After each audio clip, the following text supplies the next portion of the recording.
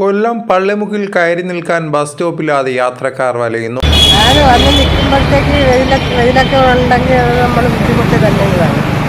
കൊല്ലത്ത് നിന്ന് തിരുവനന്തപുരത്തേക്ക് പോകുന്ന യാത്രക്കാരാണ് വലയുന്നത്. കൊട്ടിയം, ചാത്തന്നൂർ, പാരിപ്പള്ളി, കല്ലമ്പലം, ആറ്റിങ്ങൽ, മംഗലപുരം, കണിയാപുരം, കഴക്കൂട്ടം, തിരുവനന്തപുരം മെഡിക്കൽ കോളേജ് തുടങ്ങി അതിദൂര പെർമിറ്റുള്ള KSRTC ബസ്സുകൾക്ക് സ്റ്റോപ്പുള്ള പള്ളിമുക്കിലാണ് യാത്രക്കാർ ബസ് കാത്തിരിപ്പ് കേന്ദ്രമില്ലാതെ വലയുന്നത്. പള്ളിമുക്കിനെ സംബന്ധിച്ചുള്ള ഒരു ബസ് സ്റ്റോപ്പ് നമുക്ക് അത്യാവശ്യമാണ്. മഴ പെയ്താൽ പോലും കയറിയിരിക്കാനുള്ളൊരു സാഹചര്യം ഇല്ല. കൊച്ചു കുട്ടികളുമൊക്കെ നമ്മൾ കുഴഞ്ഞ വീട് ഇവിടെ നിർത്തുകൊണ്ടുള്ള അവസ്ഥകളുണ്ടായിട്ടുണ്ട്. ലോഡിങ്ങാരോട് നിർത്തുകൊണ്ടുള്ള അവസ്ഥകളുണ്ടായിട്ടുണ്ട്. അതുകൊണ്ട് നമുക്ക് അത്യാവശ്യം ഒരു ബസ് സ്റ്റോപ്പ് ഇവിടെ ആവശ്യമാണ്.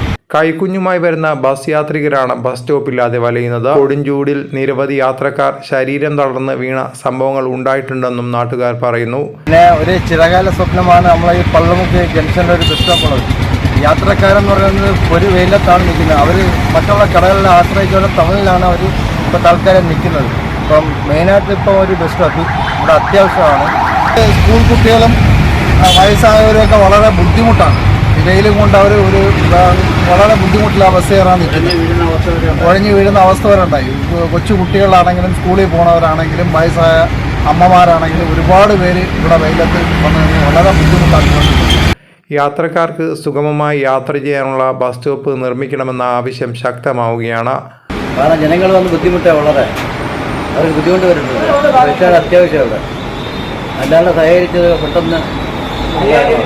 മുൻകാലങ്ങളിൽ ബസ് കാത്തിരിപ്പ് കേന്ദ്രം ഉണ്ടായിരുന്നതായും അത് സാമൂഹ്യവിരുദ്ധർ നശിപ്പിച്ചതായും ന്യൂസ് കേരളം 24-നോട് യാത്രികർ പറഞ്ഞു.